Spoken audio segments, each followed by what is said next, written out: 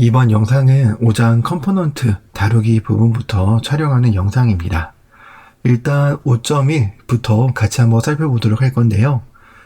우리가 뷰를 공부하는 데 있어서 컴포넌트라는 용어가 어떠한 역할과 의미를 가지고 있는지를 이해하는 게 매우 중요한데, 컴포넌트라는 용어는 비단 뷰에서만 사용하는 용어는 아니에요.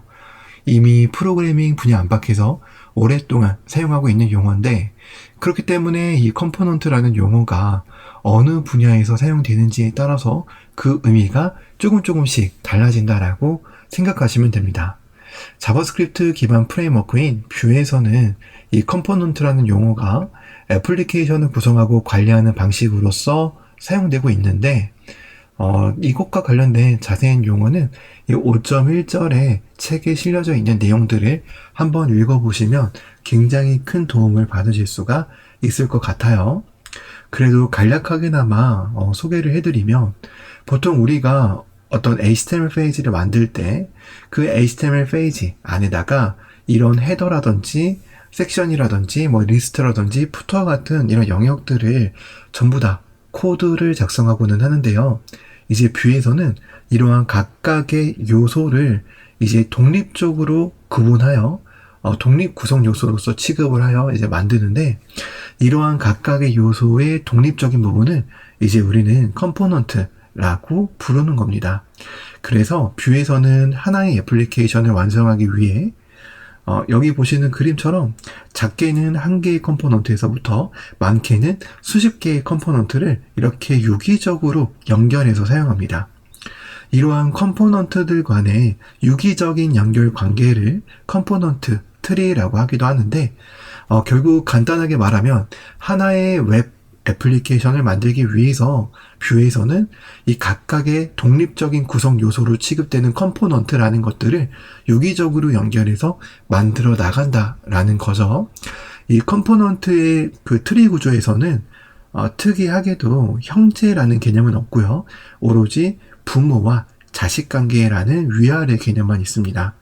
우리가 자바스크립트나 HTML을 공부하셨던 분들이라면 형제 요소에 대해서 굉장히 친숙하게 느끼실 텐데, 안타깝게도 뷰에서는 형제라는 개념은 없고 부모와 자식, 이렇게 위와 아래와 같은 관계밖에 없다라는 것도 이 뷰에서 가지는 컴포넌트 트리 구조의 하나의 특징이다 라고 생각하시면 될 것 같아요. 그 외에 자세한 내용은 이제 책에 수록되어져 있는 내용을 읽어보시면 충분할 것이기 때문에 5.1절에 대한 영상은 여기서 마치도록 하겠습니다. 이번 영상은 5.2절의 컴포넌트 정의하기 부분을 같이 배워보는 영상입니다. 뷰에서는 컴포넌트를 정의하는 방법이 매우 간단한데요. 그냥 단순히 확장자가 뷰로 끝나는 파일을 만들어 주기만 하면 됩니다. 이러한 확장자가 뷰로 끝나는 파일을 뷰에서는 싱글 파일 컴포넌트 또는 SFC 또는 컴포넌트라고 부르는데, 결국 싱글 파일 컴포넌트나 SFC나 컴포넌트는 뷰에서 다 비슷한 용어로 사용되는 것들이다 라고 생각하시면 되겠습니다. 이러한 컴포넌트는 크게 스크립트, 템플릿, 스타일이라는 세 가지 태그 영역으로 구성되어져 있고, 스크립트 태그는 컴포넌트에서 사용할 자바스크립트 로직, 템플릿 태그는 화면에 렌더링될 HTML 마크업 요소, 스타일 태그는 CSS, 문법, CSS 작성 등을 하는 영역이다라고 생각하시면 되는데요. 결국 뷰에서 컴포넌트라는 건 이러한 자바스크립트, HTML, CSS가 한데 어우러져서 유기적으로 조화롭게 보여지는 그러한 특징을 가지고 있는 파일이다 라고도 이해해 볼 수가 있겠습니다. 자, 그러면 이 컴포넌트 파일을 하나 만들어 보도록 할게요. 아까도 말했듯이 확장자가 뷰로 끝나는 파일을 만들어 주기만 하면 되는데, 보통 컴포넌트 파일은 src 폴더 하위에 components라는 폴더를 만들고 그 하위에다가 이렇게 만들어주는 게 암묵적인 관례입니다. 그리고 이 컴포넌트의 네이밍 규칙도 파스칼 케이스 규칙으로 만들어주는데요. 파스칼 케이스 규칙이라는 건 첫 글자가 대문자고 연결된 단어에 첫 글자가 대문자인 이러한 방식을 파스칼 케이스라고 하는데, 이렇게 파스칼 케이스 방식으로 만들어주고 하나의 템플릿 태그는 반드시 포함해야 되기 때문에 이렇게 작성해 주게 되면 컴포넌트 파일을 하나 만들었다 라고 볼 수가 있는 거죠. 자, 이제 구체적으로 내용을 채워보도록 할게요. 컴포넌트라고 작성을 하고 여기에 내가 만든 첫 번째 컴포넌트라고 이렇게 작성해 보도록 하겠습니다. 참고로 이 컴포넌트에는 스크립트, 템플릿, 스타일이라는 세 가지 태그로 구성되어져 있지만 템플릿 태그를 제외한 스크립트와 스타일 태그는 필요 없으면 안 써도 됩니다. 하지만 템플릿 태그는 반드시 사용해 줘야 되고요. 그리고 이것들에 대한 순서도 그렇게 상관이 없는데 뷰 공식 홈페이지에서는 지금 보시는 것처럼 스크립트, 템플릿, 스타일과 같은 순서로 모든 예제 코드를 설명하고 있으므로 이러한 순서가 암묵적으로 정해져 있는 표준이다 라고 생각하셔도 전혀 무방할 것 같아요. 그래서 저희도 그런 규칙에 맞춰서 모든 예제 코드들을 살펴보도록 할 건데 우선은 이 스타일 태그를 사용해서 h1 태그에 color blue를 적용을 하고 p 태그에 color green이라고 적용을 하도록 할게요. 그러면 이렇게 하나의 컴포넌트 파일이 완성이 됐고요. 지금 당장은 스크립트 태그 영역이 필요가 없기 때문에 스크립트 태그 영역은 사용해주지 않도록 하겠습니다. 자, 이렇게 생성한 컴포넌트 파일을 뷰 애플리케이션에서 사용하려면 등록이라는 과정을 거쳐야 돼요. 뷰에서는 크게 전역 등록과 지역 등록이 있는데 전역 등록은 말 그대로 모든 영역에서 사용할 수 있는 컴포넌트 등록 방식이고요. 지역 등록은 그 등록된 영역에서만 사용할 수 있는 컴포넌트 등록 방식이다 라고 이해하시면 됩니다. 그래서 전역 등록 방식부터 먼저 살펴보면요. 전역 등록하는 방식은 보통 main.js 파일에다가 작성을 하고요. 가장 먼저 내가 등록하고자 하는 컴포넌트 파일을 불러와야 됩니다. 여기서는 first child라는 컴포넌트를 등록했으므로 이렇게 불러올 건데요. 이 first child 컴포넌트는 이제 지금 보시는 것처럼 components 폴더 하위에 first child view라는 컴포넌트를 불러오겠다 라고 이렇게 작성하시면 됩니다. 참고로 이 경로를 이렇게 적어도 되는데요. 이 골뱅이가 src 폴더 하위를 가리키는 거다라고 우리는 이미 배웠기 때문에 이렇게 작성을 하셔도 전혀 무방하다라고 보면 됩니다. 그리고 나서 이렇게 불러온 컴포넌트 파일을 등록을 해야 되는데 이 등록을 하려면 앱 인스턴스를 따로 분리를 해야 돼요. 그래서 이렇게 앱 인스턴스를 분리를 해주고요. 이렇게 분리한 인스턴스에 이제 등록을 한번 해보도록 하겠습니다. 컴포넌트라는 메서드를 사용해서 등록을 할 수가 있고요. 등록을 할 때는 이제 우리가 컴포넌트의 카멜 케이스 방식으로 등록하는 게 아니라 이 파스칼 케이스 방식으로 그대로 이렇게 지어주면 되는 거죠. 그래서 지금 보시는 것처럼 이렇게 코드를 작성해 주시게 되면 앱이라는 인스턴스를 사용해서 first child라는 이름으로 first child 컴포넌트를 전역 등록한 그러한 예제 코드가 되는 겁니다. 자, 이렇게 등록을 했으면 이제 우리가 실제 사용해 볼 수도 있는데요. 어떻게 사용을 할 수가 있냐면 기본적으로 우리는 앱 컴포넌트를 불러오잖아요. 여기서 한번 사용을 해보도록 할게요. 여기서 앱이라고 이렇게 적어주고 그 다음에 우리가 전용 등록한 first child 컴포넌트를 이렇게 사용해 주도록 하겠습니다. first child 컴포넌트를 사용하는 방법은 마치 HTML의 빈 태그처럼 이렇게 작성해 주시면 되는데요. 이때 우리가 이 first child라는 이름은 이 부분의 이름을 그대로 가져다 쓴 거다라고 이해하시면 되고요. 이렇게 작성을 하고 저장한 다음에 한번 코드를 실행해서 정상적으로 first child 컴포넌트가 불러와졌는지를 확인을 해보도록 할게요. 그러면 이렇게 보시는 것처럼 정상적으로 first child 컴포넌트의 내용이 보여지게 되는 것을 확인해 보실 수가 있는 거죠. 자, 그런데 여기 보면은 지금 앱 컴포넌트에 작성되어져 있는 h1 태그에 이 텍스트 색깔도 파란 색깔로 변경된 걸 볼 수가 있어요. 이러한 이유는 이제 우리가 이 first child라는 컴포넌트를 불러왔을 때 이 부분에 작성되어져 있는 스타일 영역이 앱 컴포넌트에도 영향을 미쳤기 때문인데요. 쉽게 생각해보면 first child라는 컴포넌트는 앱 컴포넌트 밑에 들어간 건데 왜 이게 어떻게 보면 부모라고 할 수 있는 앱 컴포넌트에 영향을 줄 수가 있느냐라고 생각하실 수도 있는데 이 기본적으로 이 컴포넌트가 불러와지게 되면 이 스타일 태그는 불러와진 컴포넌트에 모든 영향을 끼치게 됩니다. 즉 전역적으로 등록이 된다라는 거예요. 그렇기 때문에 first child에 등록되어져 있는 스타일 코드가 다른 컴포넌트임에도 불구하고 이렇게 적용이 되는 거죠. 이러한 걸 막으려면 이제 우리는 스타일 태그에 스코프드라는 속성을 사용하면 되는데요. 이 스코프드라는 속성을 사용하게 되면 여기에 작성되어져 있는 스타일 태그의 영역은 해당 컴포넌트 파일 안에서만 영향을 미치기 때문에 이제 지금 보시면 앱 컴포넌트에 영향을 전혀 미치지 못하고 이렇게 보여지게 되는 것을 확인해 보실 수가 있는 거죠.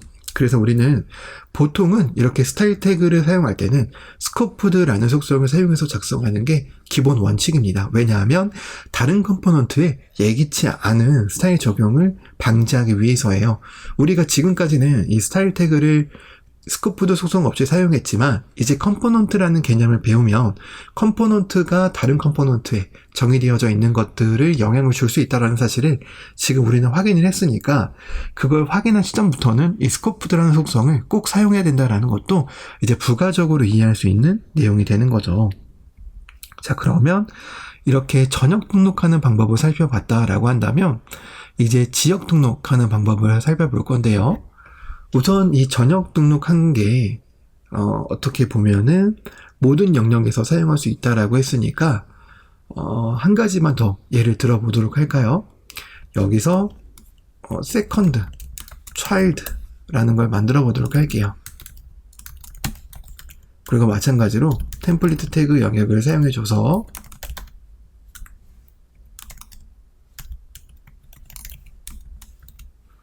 여기에 second child라고 이렇게 적어보도록 할게요. 내가 만든 두 번째 컴포넌트 라고 이렇게 내용을 작성하고요. 이 second 컴포넌트를 지역 등록으로 먼저 해보도록 하겠습니다. 지역 등록이라는 건 그 컴포넌트를 사용하는 곳에다가 등록을 하는 방식을 말해요.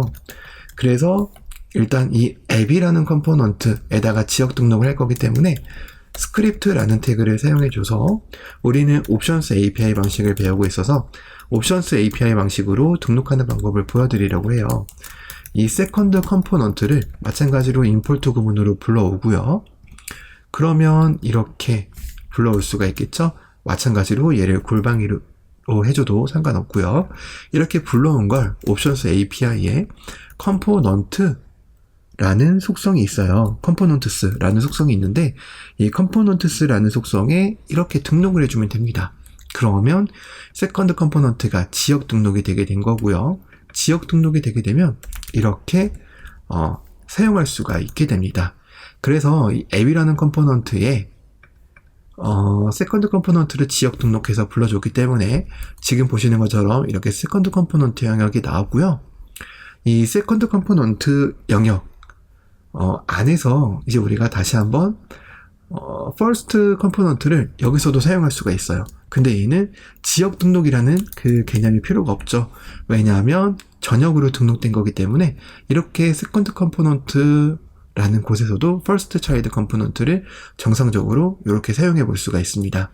그래서 이 전역 등록한 것과 지역 등록한 거는 이러한 차이가 있고요. 지역 등록한 거는 이 앱 컴포넌트를 벗어나면 세컨드 컴포넌트라는 단어 또는 이 컴포넌트를 불러올 수 없기 때문에 이러한 차이를 잘 기억해 주시면 될 것 같아요. 이번 영상은 5.3 컴포넌트 생명주기 이해하기 부분을 배우는 영상인데요. 모든 뷰에서의 컴포넌트는 생명주기라는 것을 가지고 그러한 생명주기는 쉽게 말하면 컴포넌트가 생성되고 파괴되기까지 여러 단계를 의미하는 개념이다라고 생각하시면 됩니다. 이러한 생명주기 같은 부분은 이 공식 홈페이지의 매뉴얼에서도 찾아볼 수가 있는데요. 생명주기라고 하여서 컴포넌트가 이제 생성되고 우리 눈에 보여지기까지 그리고 우리 눈에서 삭제가 되기까지 이런 여러 가지 단계가 거쳐진다 라는 것을 이렇게 간단하게 표로서 확인해 보실 수가 있습니다. 실제로 컴포넌트가 우리 눈에 보여지게 되는 건 마운트가 된 시점부터 우리 눈에 보여지는 건데요. 결국 우리 눈에 컴포넌트가 보여지기 전에 이런 여러 가지 단계를 거치는 거다라고 볼 수가 있는 거죠. 컴포지션 API가 가장 먼저 초기화되고요. 그 다음에 옵션스 API 초기화, 그 다음에 컴파일 유무에 따라서 템플릿을 컴파일하거나 아니면 초기 렌더링을 하거나 이러한 여러 가지 과정을 거쳐서 우리 눈에 보여지게 되는 건데, 여기서 중요한 건 이 각각의 단계를 컨트롤할 수 있는 이 라이프 사이클 훅이라고 불리는 이런 메서드들입니다.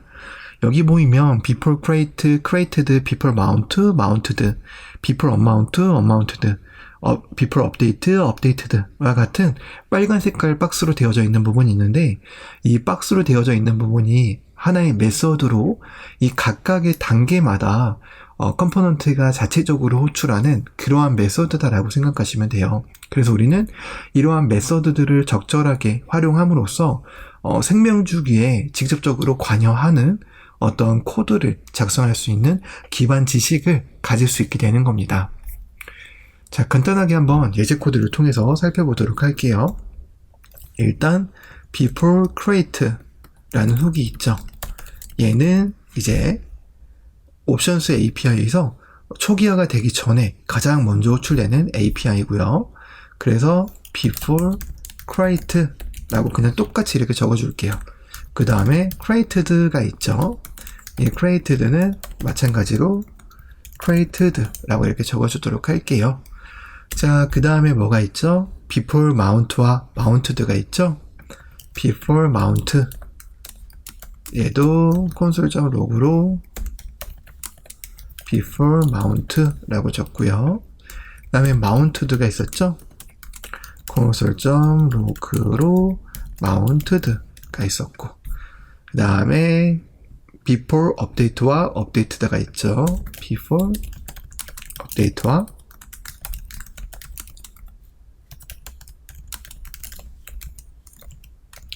updated가 있습니다. 자, 마지막으로 before amount와 amount가 있죠. before amount와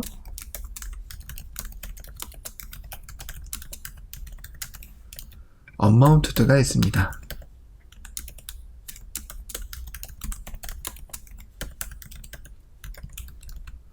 자, 이 각각의 생명 주기를 한번 이렇게 기록을 한 다음에 앱을 확인을 해보도록 할게요. 이렇게 세로 고침을 하고 콘솔 창에 보시면 before create, created, before mount, mounted가 출력이 된 걸 볼 수 있습니다. 결국 우리 눈에 어떤 컴포넌트의 내용이 보여지기 전까지 mounted까지 출력이 되었어요. 다시 한번 표를 보시면 이렇게 mount가 되기 전까지 mounted까지 호출이 되는 걸 볼 수 있죠. 이 before update와 updated, before unmount와 unmounted를 보려면 각각 데이터가 변경이 되는 상황과 해지가 되는 상황을 재현을 해야 됩니다. 이 부분을 보여드리기 위해서 여기에 데이터를 하나 정의를 할 건데요. 넘버라는 데이터를 하나 정의를 할게요. 자, 그리고 메소드스를 하나 정의를 하겠습니다. increment라는 메서드를 정의를 하고요. this.number를 증가시키도록 할게요. 그리고 여기에는 이렇게 count number라고 이렇게 하고요. 버튼으로 증가해서 click increment라고 이렇게 적어주도록 할게요. 자, 다시 한번 세로 고침을 하고 증가 버튼을 누르면 이렇게 before update와 update에 해당하는 이 라이프 사이클이 실행되고 있음을 확인해 보실 수가 있고요.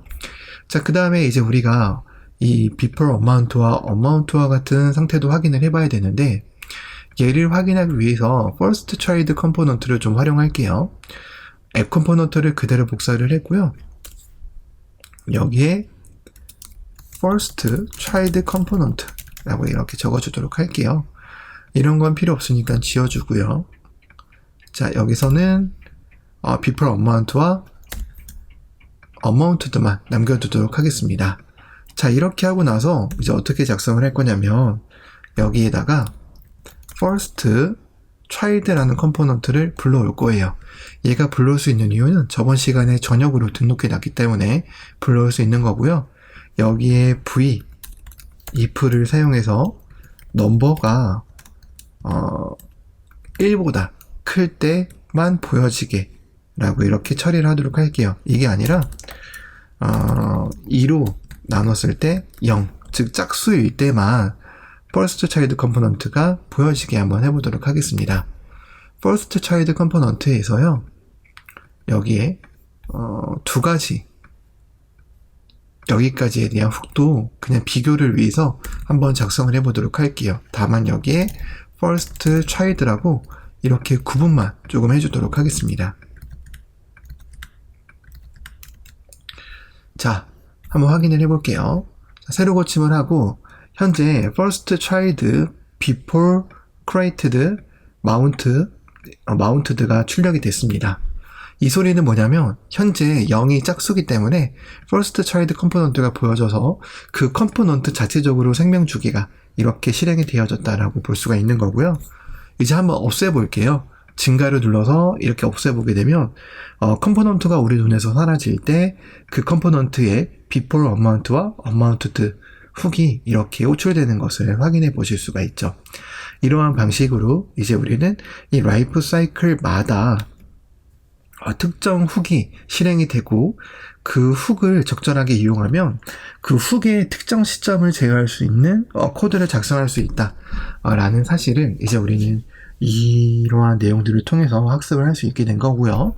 이 각각의 훅이 어떻게 활용되는지에 대해서는 이제 우리가 앞으로 조금 더 내용을 진행해 나가면서 알게 되겠지만, 일단 간단히 보여드리면 이 넘버라는 데이터 있잖아요. 이 데이터는 옵션스 API가 초기화 되어야지만 접근이 가능한 겁니다. 그래서 이 옵션스 API가 초기화 되기 전인 before create에서 이 넘버라는 것을 참조하려고 하면요, 이렇게 새로 고침을 했을 때 undefined가 나오는 걸 볼 수 있죠. 왜냐하면 아직 옵션스 API가 초기화되지 않았기 때문이에요. 초기화된 시점부터 이 넘버라는 값을 조회할 수 있기 때문에 지금 보시면 before create가 호출되고 나서부터 이렇게 참조가 가능한 걸 볼 수가 있는데요. 이러한 특징이 바로 이 컴포넌트의 라이프 사이클, 이런 훅이 실행되는 시점에 따라서 적절하게 살펴볼 수 있는 예제 중 하나라고 보시면 되는 거죠. before create는 옵션스 API가 초기화되기 전에 호출되는 거니까 보통은 어떤 API로 Axios 또는 데이터 통신을 할 때 이 before create에서 하게 되면 굉장히 빠르게 데이터를 불러와서 적용시켜 줄 수 있다 라는 그러한 장점이 있고요. 그것과 더불어서 이제 이런 자세한 훅들의 사용 방법은 이제 우리가 시간이 지나면서 더 자세히 배워보게 될 겁니다. 자, 그러면 이제 우리가 그 다음으로 배워볼 건 뭐냐면 ref라는 이 속성에 대해서 배워보도록 할 거예요. 이 ref라는 속성을 살펴보기 위해서 일단 이 훅을 잠깐 지워주도록 할게요. 자, 이렇게 지워주도록 하고요. 여기에 input 태그를 만들고 폼 태그를 하나 만들어서 버튼 태그를 만들고요. 등록이라고 하고 여기에 input str 이라고 데이터를 바꿔서 v모델로 연결을 할게요. 그리고 등록이 호출되게 되면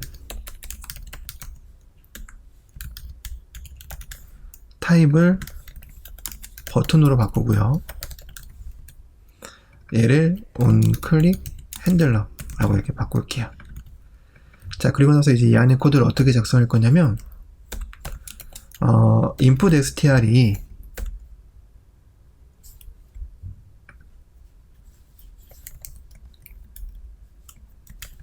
비어 있으면 경고창을 띄우게 할 거예요. 이렇게 경고창을 띄우게 할게요. 이렇게 코드를 작성하고 한번 확인을 해보게 되면 이렇게 새로 고침을 했을 때 등록을 누르면 입력까지 비어있다라고 나오죠. 입력한 상태로 누르면 안 나오는데, 근데 이제 우리는 여기서 입력값이 비어있습니다 라고 끝나는 게 아니라 커서가 자동으로 여기에 이동하게 하고 싶어요. 자, 그럴 때는 이제 우리가 어떻게 하냐면 템플릿 랩라는 개념을 사용할 수가 있어요. 그래서 여기에 어떤 input el이라는 임의의 데이터를 하나 정의를 하고요. 이 데이터를 내가 참조하고 싶은 HTML 요소에 ref 속성으로 이렇게 할당해 주는 겁니다.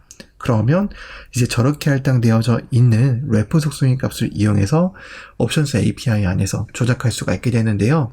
이는 마치 우리가 자바스크립트에서 도큐멘트 쿼리 셀렉터와 같은 걸로 이제 문서 객체를 선택하는 것과 동일하다라고 보시면 됩니다. 그래서 this.refs에 input EL을 하게 되면 해당 문서 객체가 이렇게 선택이 되게 되는 거고요. 여기에 우리가 포커스라는 자바스크립트의 어떤 메서드를 사용하게 되면 이제 입력값이 비어 있습니다 라는 경고창이 나오고 커서가 자동으로 이렇게 들어가는 걸 볼 수가 있죠. 이런 식으로 이제 뷰에서는 특정 HTML 요소를 참조하고 싶을 때, 해당 문서 객체를 참조하고 싶을 때 이런 템플릿 ref라는 문법을 많이 사용합니다. 이 템플릿 ref라는 건 컴포넌트도 참조할 수 있는데요. 자, 예를 들어서 여기에 first child라는 컴포넌트를 불러왔어요. 이렇게 불러왔죠. first child 컴포넌트를. 이 first child 컴포넌트에서 데이터를 하나 정의를 해볼게요. 그래서 여기는 name을 철수라고 이렇게 지정해 보도록 하겠습니다. 자, 그러면 이 버튼이 클릭되었을 때 이 first child 컴포넌트의 데이터에 접근하고 싶다. 그러면 이제 우리가 아까 했던 것처럼 component EL 여기 이름을 마음대로 지정해 주면 되는데 이런 데이터를 여기에 ref로 이렇게 넣어주는 거죠. 이렇게 넣어주게 되면 얘도 이제 참조할 수 있는 상태가 되는 거고요.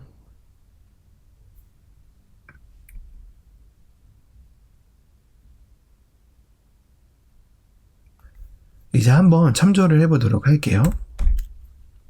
자, 어떻게 할 거냐면 이제 클릭을 했을 때 그 first 컴포넌트의 데이터를 참조를 해볼게요. refs의 components EL에 이 데이터가 이제 우리는 name이라는 이름으로 지었잖아요. 그래서 이렇게 작성을 해준 다음에 한번 확인을 해보도록 할게요.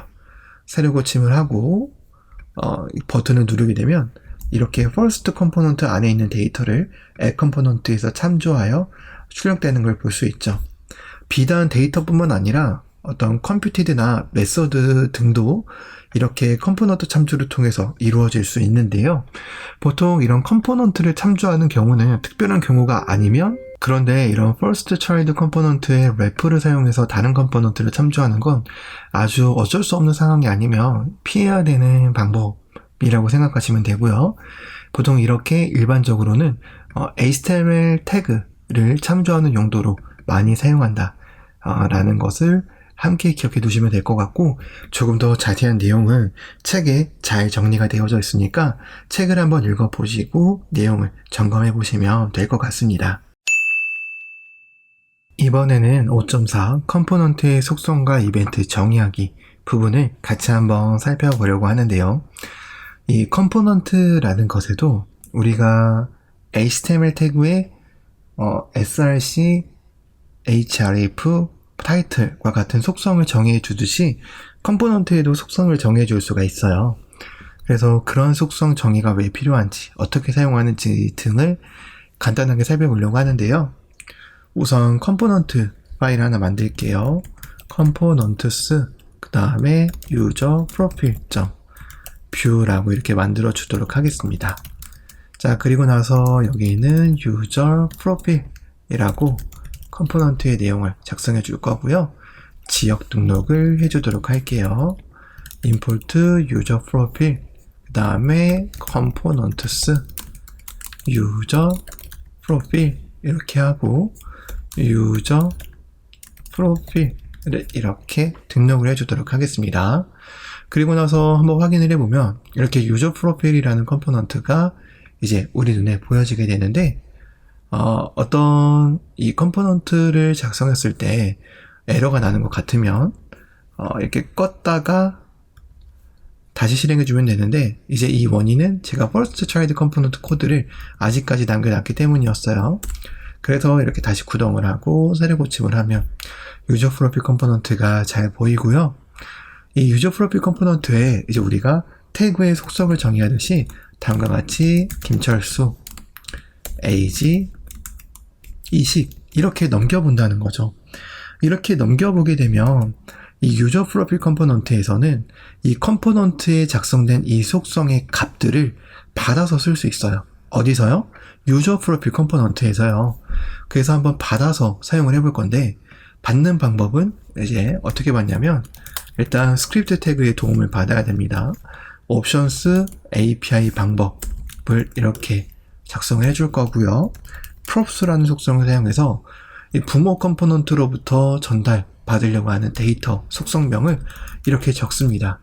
여기서는 name과 age라고 지었기 때문에 props에 name과 age라고 이렇게 적어주는 거고요. 이렇게 적어주게 되었으면 이제 여기서 사용할 수가 있는 거죠. 그래서 이제 한번 사용을 해볼 건데, 여기 p 태그에다가 name 이렇게 적고요. 그 다음에 age라고 적어보도록 하겠습니다. 자, 그리고 나서 확인을 해보면 이런 식으로 부모 컴포넌트에서 정의한 데이터가 유저 프로필 컴포넌트에서도 잘 보이는 것을 확인해 보실 수가 있습니다. 결국 이 props에서 정의되어져 있는 이 값들을 이제 정상적으로 참조해서 사용할 수 있다라는 걸 확인해 볼 수가 있는 거고요. 자, 만약에 mounted에서 이제 확인을 해보고 싶다라고 한다면 this.name, this.age처럼 이렇게 작성을 하더라도 이렇게 정상적으로 출력이 되는 것을 볼 수가 있습니다.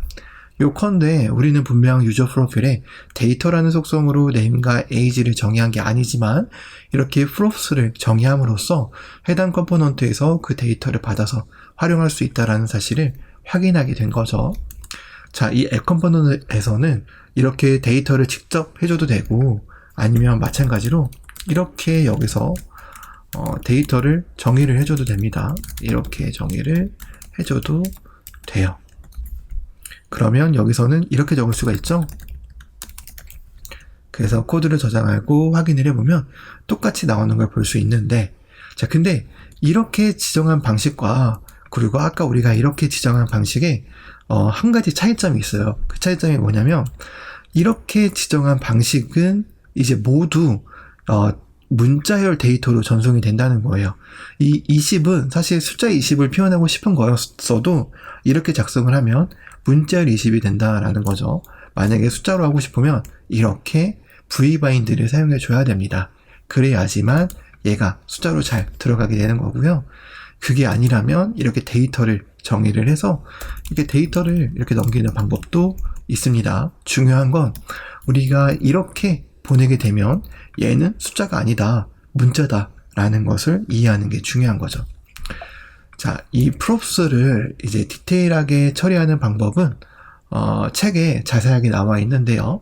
그렇게 어려운 내용은 아니니까 책을 통해서 이 props를 자세히 지정하는 방법을 같이 한번 살펴보시면서 내용을 정리해 보시면 좋을 것 같고요. 자, 이제 저는 이제 어떤 걸 알려드리려고 하냐면, 그 책에 보시면 사용자 정의 이벤트라는 것도 있어요. 그래서 이 사용자 정의 이벤트가 어떤 건지 간단하게 보여드리려고 합니다. 결국 우리가 이렇게 속성을 정의하듯이 여기에 이벤트도 정의할 수 있다라는 건데요. 예를 들어서 print hello라고 이렇게 하고 여기에 이렇게 해볼게요. 안녕하세요. this.name입니다. 이렇게 하고 이 print hello라는 메서드를 유저 프로필 컴포넌트에 이렇게 등록을 하는 거죠. 그러면 유저 프로필 컴포넌트는 print hello라는 이벤트가 등록이 되어졌고, 이 프론트 hello라는 이벤트가 호출이 되게 되면 print hello라는 이벤트 리스너의 코드를 실행하는 그러한 코드가 작성이 되게 된 겁니다. 자, 이 print hello라는 걸 이제 유저 프로필 컴포넌트에서 받으려면 기본적으로 emiss라는 속성을 사용해줘서 부모로부터 전달받는 이벤트 타입을 명시를 해줘야 되고요. 자, 이제 내가 여기서 한번 호출을 하고 싶다. 그러면 어떻게 해주냐면 여기에 클릭 이벤트를 걸어서 여기 내장으로 내장되어져 있는 emmit을 사용해야 됩니다. emmit을 사용하게 되면 부모 이벤트를 발생할 수 있게 되고요. 여기에 print hello라고 이렇게 입력하게 되면 print hello라는 부모 이벤트를 내가 발신하겠다, 호출하겠다 라는 얘기가 되는 겁니다. 자, 한번 확인을 해보도록 할게요. 새로 고침을 하고 클릭을 누르면 부모 영역에 정의가 되어져 있는 이벤트가 이렇게 정상적으로 실행이 되는 것을 볼 수 있습니다. 자, 만약에 내가 이 유저 프로필 컴포넌트 안에 별도의 메서드에서 발신을 하고 싶다. 그러면 여기서 이제 정의를 해주면 되는데요. onClick handler라고 이렇게 하나 만들어주고 여기서는 어떻게 하냐면 this.emit을 사용하면 됩니다. 그래서 print hello라고 이렇게 적어주게 되면 이렇게 인라인으로 해주는 것과 똑같이 부모의 print hello 이벤트를 호출할 수가 있습니다. 정상적으로 잘 실행이 되죠. 매개 변수도 전달해 줄 수가 있어요. 내가 만약에 여기에 홍길동을 넘겨주게 되면 이 매개 변수를 이제 여기서 받아서 처리할 수가 있는데요. 여기서 받아서 처리할 때는 내부적으로 이렇게 매개 변수를 받을 수 있게끔 콜백 형태로 등록을 해주고요. 지금 매개 변수 하나만 전달했으니까 name이라는 이름으로 받아서 이렇게 전달하게 하고 이 name을 여기서 사용하게 이렇게 코드를 작성하는 겁니다. 그러면 넘겨받는 매개 변수로 여기 내용을 구성하게 되기 때문에 이제 한번 새로 고침을 해서 확인을 해보시면 홍길동입니다 가 나오는 걸 볼 수 있고요. 책에 보시면 매개 변수를 하나만 넘길 수 있는 게 아니라 2개, 3개 또는 배열, 객체 등으로 넘길 수 있다는 것도 책에서 소개하고 있으니까 그러한 내용들을 같이 한번 책이랑 보시면서 해당 절의 내용을 마무리하시면 될 것 같습니다. 자, 이번에는 5.5절의 컴포넌트의 데이터 효율적으로 다루기 부분을 영상으로 같이 한번 배워보도록 하겠습니다. 자, 지금 여러분들이 보고 계시는 화면에는 First Child 컴포넌트와 Second Child 컴포넌트가 이렇게 연결되어져 있는 예제 코드를 확인해 보실 수가 있는데요. 앱 컴포넌트에서는 First Child 컴포넌트를 부르고 있고 First Child 컴포넌트에서는 Second Child 컴포넌트를 부르고 있기 때문에 다음과 같이 이렇게 순차적으로 컴포넌트의 내용이 출력이 되는 것을 볼 수 있습니다. 자, 여기서 만약에 앱 컴포넌트에 어떤 특정 데이터를 정의를 하고요. 이 데이터를 이렇게 First Child 컴포넌트로 전달을 해줬다고 가정을 해보도록 할게요. 그러면 First Child 컴포넌트에서는 props라는 속성으로 이렇게 전달받을 수가 있죠.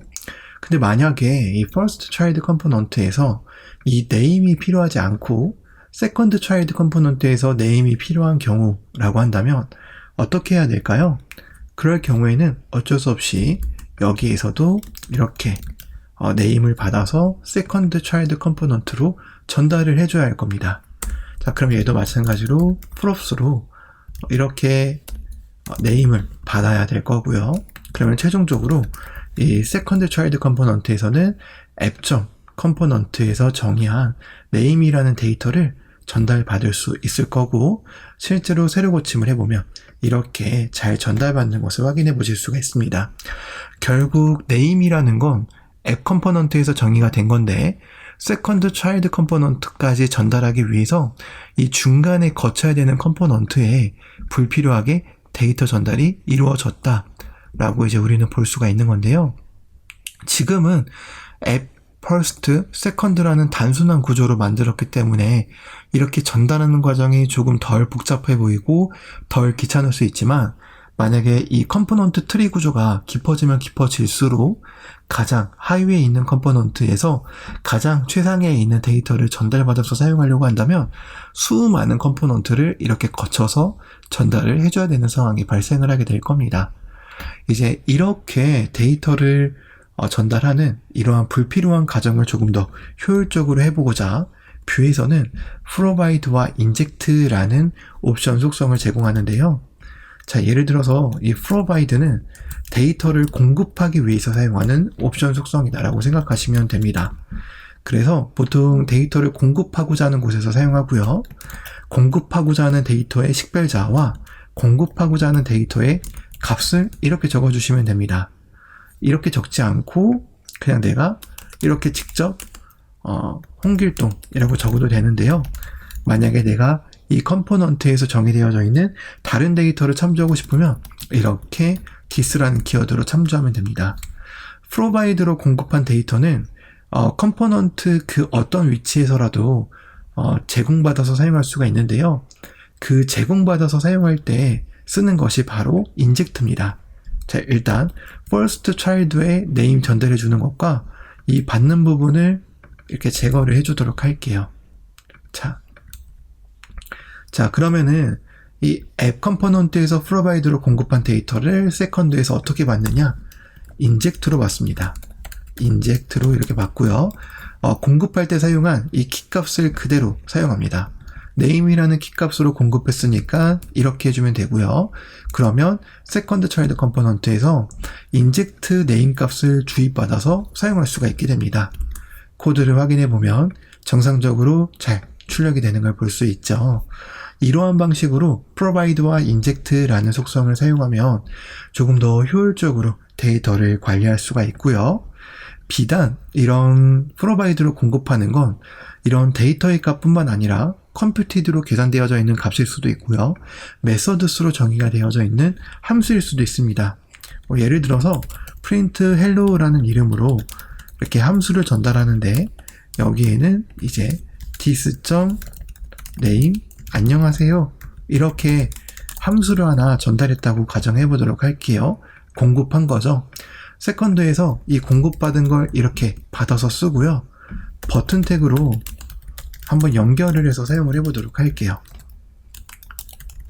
그러면 코드를 저장하고 확인을 해봤을 때 이렇게 정상적으로 함수로 되어져 있는 것도 프로바이드로 공급받아서 사용할 수 있는 걸 확인해 볼 수 있기 때문에 프로바이드와 인젝트를 잘 활용하면 이런 불필요한 컴포넌트 간의 데이터 전달 과정을 효율적으로 관리할 수 있기 때문에 이러한 내용들을 알아두시면 우리가 복잡한 애플리케이션을 만들 때 데이터 전달에 대한 부분을 어느 정도 좀 해소할 수 있는 방법의 일환으로 사용할 수 있을 거라고 생각이 듭니다. 조금 더 자세한 내용은 5.5절에 해당하는 책에 더 깊은 내용이 많이 담겨져 있으니까 책의 내용을 같이 보시면서 이 영상의 내용과 같이 복습하여서 5.5절의 절의 내용을 학습해 주시면 되겠습니다. 이번 영상은 5.6절의 컴포넌트 슬롯 사용하기 부분을 같이 한번 살펴보는 영상입니다. 자세한 내용은 책에 잘 나와 있지만 컴포넌트 슬롯이라는 걸 한 번에 이해하기 어려운 분들을 위해서 이 동영상 강의를 준비했다라고 생각하시면 될 것 같고요.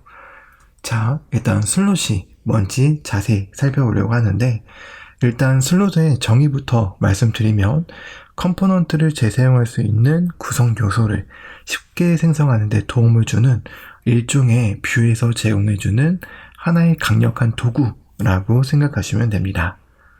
구체적으로 예제 코드를 통해서 슬롯이 어떻게 사용하는 건지, 어떻게 동작하는 건지를 살펴보도록 할게요. 지금 여러분들이 보고 계시는 예제 코드에는 제가 미리 커스텀 버튼이라는 컴포넌트를 정의를 해놨는데요. 이 커스텀 버튼이라는 컴포넌트는 지금 보시는 것처럼 간단하게 버튼 태그를 사용해서 스타일을 적용한 아주 간단한 그 내용으로 구성되어져 있습니다. 해당 컴포넌트를 앱 컴포넌트에 지역 등록하고 불러온 다음에 결과를 확인해 보면 이런 식으로 보이고 있겠죠? 그래서 우리는 지금 커스텀 버튼이라는 컴포넌트를 결국 앱 컴포넌트에서 활용하게 된 건데 이 커스텀 버튼 컴포넌트는 이제 한 가지 좀 아쉬운 점이 있습니다. 그 점이 뭐냐면 바로 이 클릭이라는 텍스트가 고정이 되어졌다라는 건데요. 우리가 이 컴포넌트라고 하는 것은 되도록 재사용성이 높도록 설계를 해야 되는데 이렇게 고정되어져 있는 값이 박혀져 있다라고 한다면 이러한 값은 현재로서는 바꿀 수 없기 때문에 재사용이 좋은 컴포넌트는 아니다 라고 우리가 볼 수가 있는 겁니다. 우리가 얘를 조금이라도 재사용성이 좋게 하려면 이 커스텀 버튼 컴포넌트에 어떤 데이터를 전달해서 여기에 있는 텍스트를 다른 걸로 변경해 볼 수도 있지만 뷰에서는 컴포넌트의 재사용성을 높여줄 수 있는 방법 중 하나로 슬롯이라는 걸 지원하기 때문에 슬롯을 사용하면 불필요하게 어떤 데이터를 전달하지 않고도 여기에 있는 텍스트를 다른 걸로 바꾼다거나 아니면 기존에 만들어져 있는 컴포넌트를 재사용성 높게 변경한다거나 하는 그러한 작업들이 가능해지게 됩니다. 자, 한번 해보도록 할게요. 슬롯을 사용하는 방법은 그냥 슬롯을 사용하고자 하는 곳에 슬롯이라는 컴포넌트 태그를 이렇게 작성해 주시면 됩니다. 그러면 이 슬롯은 이제 외부에서 어떤 대체되는 영역으로 지정이 되게 되는 거고요. 자, 이렇게 지정한 다음에 이제 우리가 이 커스텀 버튼이라는 컴포넌트를 사용할 때도 슬롯이 있으면 이렇게 쓰는 게 아니라 마치 HTML에 컨텐츠가 있는 태그처럼 이렇게 사용을 해줘야 됩니다. 그래서 여기에다가 이렇게 어떤 특정 내용을 작성해 주게 되면 이 컴포넌트의 시작과 종료 사이에 있는 이 컨텐츠가 해당 컴포넌트의 슬롯으로 대체가 되게 되는 겁니다. 즉, 얘를 이렇게 오른쪽으로 밀어보면은 우리가 이렇게 로그인이라고 작성했을 때 여기에 작성되어져 있는 커스텀 버튼의 시작과 종료 사이에 있는 부분이 이 커스텀 버튼 태그의 슬롯으로 이렇게 대체가 되어진다 라고 생각하시면 되는 거죠. 코드를 저장하고 확인을 해보면 아까 제가 설명드린 것처럼 이 커스텀 버튼의 슬롯으로 콘텐츠가 대체가 되기 때문에 이런 식으로 보여지는 걸 확인해 볼 수가 있습니다. 이러한 슬롯의 장점 중 하나는 뭐가 있냐면 단순히 태그가 아니라 어떤 HTML 마크업도 이 슬롯으로 대체할 수 있다라는 건데요. 자, 예를 들어서 여기에 스트롱 태그로 로그인이라고 이렇게 작성을 해보도록 하겠습니다. 그러면 스트롱 태그가 포함되어져 있는 HTML 마크업이 해당 슬롯 영역에 대체가 되게 될 텐데요. 실제로 한번 확인을 해보면 이렇게 로그인이라는 글자가 굵게 처리된 걸 확인해 볼 수 있는데 실제로도 스트롱 태그가 이렇게 들어간 걸 확인해 보실 수가 있습니다. 교컨대 우리가 슬롯을 사용한다라고 하는 것은 이 슬롯의 단순히 텍스트뿐만 아니라 말 그대로 이 시작과 종료 사이에 있는 컨텐츠의 내용 전체가 대체되는 개념이다 라고 생각을 해주시면 될 것 같아요. 이러한 슬롯도 조금 더 세부적으로 들어가면 사용 방법이 굉장히 다양한데 일단은 이제 우리가 이런 식으로 그냥 단순히 슬롯이라는 컴포넌트만 이렇게 작성해주는 형태를 이름이 없는 슬롯 형태다라고 부릅니다. 즉, 이름이 없이 사용되어졌다라는 얘기가 되는 건데요. 이름이 없기 때문에 자동으로 뷰에서 자체적으로 판단을 해서 해당 컨텐츠 영역을 여기에다가 넣어줍니다. 자, 그런데 이제 상황에 따라서는 이제 이 컨텐츠의 영역을 원하는 슬롯 위치에다가 넣고 싶을 때가 있어요. 즉, 슬롯을 하나만 사용할 때 말고 여러 개 사용할 때. 그럴 때는 이제 이름이 없는 슬롯 방식이 아니라 이름이 있는 슬롯 방식이 필요한 순간이 오게 되는데 이제 그러한 순간을 위해서 이름이 있는 슬롯은 어떻게 사용하는지를 보여드리도록 할게요. 우선 컴포넌트를 하나 만들게요. default layout.view라는 컴포넌트를 만들고 템플릿 태그를 이렇게 사용을 해줘서 여기에 이제 내용을 작성할 겁니다. 슬롯 이렇게 써줄 거예요. 근데 이렇게 슬롯을 써주게 되면 해당 디폴트 레이아웃 컴포넌트를 우리가 사용했을 때 컨텐츠가 이 세 개 중에서 어디에 들어가야 되는지를 정확하게 판단할 수가 없잖아요. 그렇기 때문에 보통 슬롯을 한 개 이상 사용할 때는 이름을 지어줘서 구분해 줍니다. 이름은 name이라는 예약되어져 있는 속성으로 지정해 주면 되는데요. 예를 들어서 name header, name main, name footer 라고 하게 되면 각각의 슬롯은 이제 이름이 생기게 된 겁니다. 자, 이렇게 이름이 생겼으면 우리가 실제 사용할 때도 저 이름을 활용할 수가 있는데요. 디폴트 레이아웃을 이렇게 임포트 해주고 추가해 준 다음에 이제 한번 사용을 해보도록 할게요. 디폴트 레이아웃에 이제 우리가 이름이 있는 슬롯을 사용하려고 한다. 그러면 보통 이렇게 템플릿 태그를 또 사용해 줍니다. 즉, 템플릿 태그 안에 또 템플릿 태그가 있는 형태다 라고 생각하시면 되는데요. 이렇게 템플릿 태그로 이제 슬롯에 대체될 영역을 묶어주고 여기에는 v슬롯이라는 이 값으로 이제 우리가 적어주면 됩니다. 어떻게 적어주면 되냐면 내가 만약에 헤더의 위치에다가 넣고 싶다라고 한다면 이렇게 헤더라고 적어주면 되는 거고요. 그럼 여기는 이제 헤더라고 했을 때 이 헤더라는 위치에 들어가게 됩니다. 자, 그리고 마찬가지로 메인이라고 하면 메인이라는 위치에 들어가게 되고요. 푸터라고 하면 푸터라는 위치에 들어가게 됩니다. 자, 한번 확인을 해보도록 할게요. 이렇게 세로 고침을 해서 확인을 해보면 보시는 것처럼 각각의 디폴트 레이아웃 컴포넌트에 존재하고 있는 슬롯 태그에 그 네임 속성의 값에 맞게 위치가 배치가 되어져서 들어간 걸 확인해 보실 수가 있습니다. 예를 들어서 이제 이 v슬롯이라는 건 축약해서 이렇게 샵으로 쓸 수도 있거든요. 그렇다라는 얘기는 이렇게 샵 헤더, 샵 메인, 샵 푸터라고 하게 되면 이 디폴트 레이아웃을 기준으로 놓고 봤을 때 얘를 오른쪽으로 빼볼게요.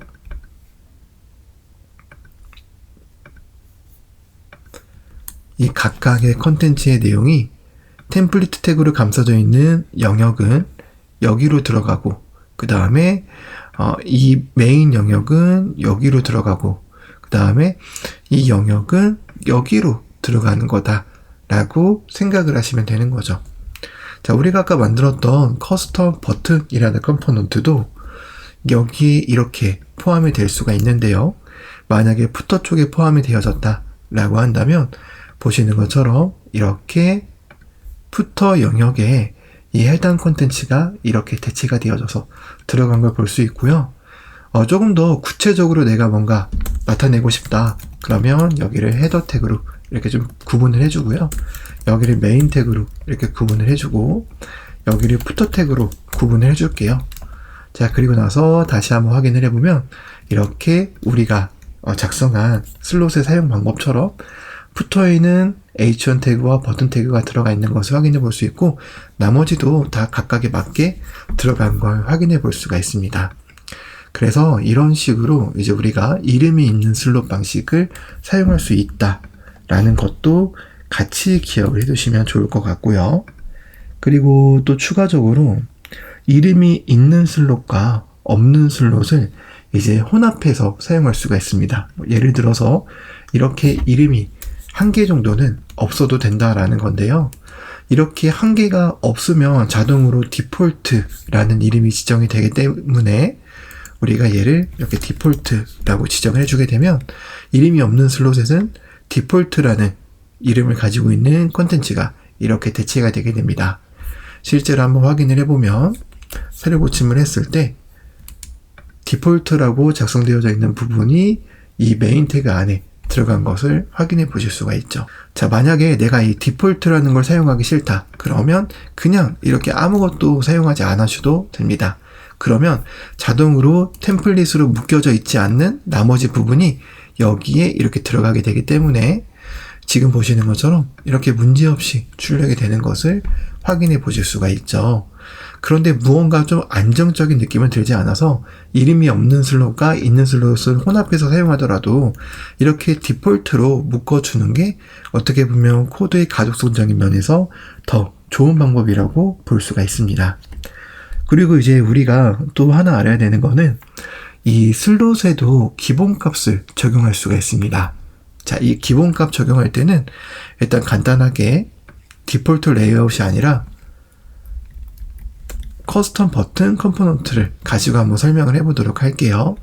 커스텀 버튼 컴포넌트에 우리가 슬롯을 적용했으니까 이제 이 컨텐츠 부분이 이렇게 들어가는 거잖아요. 근데 만약에 사용자가 이걸 넘겨주지 않았어. 그냥 컨텐츠가 없이 사용했어. 라고 한다면 당연히 슬롯에 대체되는 영역이 없으니까 텍스트는 비어 있을 겁니다. 뷰에서는 이러한 일을 예방하기 위해서 만약에 슬롯을 사용했는데 이 슬롯에 적절한 컨텐츠가 넘어오지 않았을 때는 기본값을 보여줄 수 있는 방법을 제공하는데요. 그 방법은 바로 이 슬롯이라는 컴포넌트 사이에 컨텐츠를 적어주는 겁니다. 이 컨텐츠는 단순히 텍스트로 작성되어 있는 것도 가능하고요. 아니면 뭐 태그로 묶여져 있는 것도 상관없습니다. 중요한 건 이 슬롯에 적절한 콘텐츠가 대체되지 않았을 때는 여기 있는 콘텐츠가 보여진다는 거죠. 실제로 확인을 해보면 이렇게 슬롯에 기본 콘텐츠가 보여지게 되는 것을 확인해 볼 수 있습니다. 따라서 이런 식으로 슬롯의 기본 값을 적용해서 활용해 볼 수가 있을 것 같고요. 그리고 내가 만약에 여기에 데이터를 지정을 했다. 그래서 텍스트를 로그아웃이라고 이렇게 지정한 거죠. 그러면 내가 여기 이렇게 텍스트라고 넘겨줘도 상관없습니다. 그럼 어차피 컨텐츠가 여기에 들어가게 되는 거니까요. 그래서 이렇게 하고 한번 확인을 해보면 로그아웃이라는 글자가 잘 보이게 되는 걸 볼 수 있죠. 자, 근데 여기서 이제 한 가지 의문이 드는 건 만약에 이 커스텀 버튼이라는 컴포넌트 태그에도 이렇게 스크립트 태그를 사용해서 옵션스 API를 사용해주고 똑같이 텍스트라는 걸 로그인이라고 이렇게 지정해줬다라고 한다면 어떻게 될까요? 엄밀히 따지면 여기 있는 것이 여기에 치안이 되는 거기 때문에 여기에 치안되었을 때의 텍스트는 커스텀 버튼 컴포넌트의 텍스트에 영향을 받아서 이렇게 되었을 때는 이제 로그아웃이 아니라 로그인이라는 그 글자가 적용되어져야 될 것 같은데 실제로 확인을 해보면 여전히 로그아웃인 걸 볼 수 있습니다. 이 소리는 뭐냐면 결국 여기 안에서 참조하려고 하는 어떤 데이터의 값은 이 부모 영역에, 즉 전달하고자 하는 영역에 정의가 되어져 있는 것을 참조하게 된다라는 특징이 있다라는 것이죠. 만약에 내가 이 자식 컴포넌트에 있는 이 텍스트를 참조하게 하고 싶다라고 한다면 이제 우리는 특별한 방법을 사용해 줘야 되는데 그 방법이 뭐냐면 바로 이 슬롯 태그에 텍스트라고 이렇게 지정을 해주는 겁니다. 이렇게 지정을 해주게 되면 이제 우리가 여기에서 값을 넘길 때 여기에 있는 텍스트 값을 사용할 수 있게끔 할 수 있게 되는데요. 어떻게 하면 되냐면 커스텀 버튼 태그에 v슬롯이라는 걸 사용해 줘서 여기에 어떤 인이의 값을 적어 주시는 겁니다. 뭐 예를 들어서 props라고 적었다. 그러면 이 props에는 이 슬롯 태그의 속성 값이 자동으로 이렇게 할당이 되게 되는 거죠. 그래서 얘를 props.text라고 이렇게 하게 되면 이제는 이 텍스트가 여기에 영향을 받는 게 아니라 여기에 영향을 받게 됩니다. 한번 확인을 해보면 이제 로그인이라는 텍스트가 보여지게 되는 걸 볼 수 있죠. 즉 여기서 사용하는 텍스트는 이제 이 자식 컴포넌트에 있는 이 데이터 범위 안에 적용이 되었다라고 볼 수가 있는 겁니다. 자, 얘는 구조분해가 가능하기 때문에 다음과 같이 구조분해하는 방식으로 사용해도 되고요. 이렇게 사용했을 경우에는 마찬가지로 동일한 결과가 나오게 됩니다. 그리고 이 v슬롯이라는 예를 사용해서 이렇게 구조분해를 사용했을 때는 지금 보시는 것처럼 자식 컴포넌트에 있는 게 대치가 된다라는 것을 이제 유의하셔서 이런 식으로 자식 컴포넌트의 데이터가 필요하면 사용해 주시면 되고요. 책에 보시면 이름이 있는 슬롯과 범위가 지정된 슬롯에 혼합 사용하는 것도 나와 있으니까 여기서 배운 내용들을 이제 바탕으로 해서 책에 있는 이름이 있는 슬롯과 범위가 지정된 슬롯의 혼합 사용도 한번 이해해 보시면 좋을 것 같습니다. 그리고 또 한 가지 알려드릴 건